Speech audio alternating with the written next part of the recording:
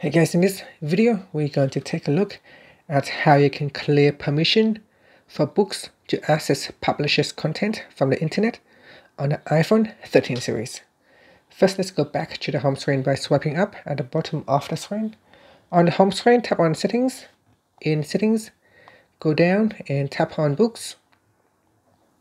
Next, swipe up to go down and go down to the bottom, and in here go to Online Content and Privacy section and tap on Reset Access to Online Content, and then tap on Reset Access to Online Content, and this will allow you to clear permission for books to access publishers' content from the internet.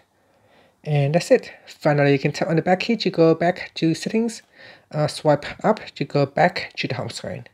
Thank you for watching this video. Please subscribe to my channel for more videos.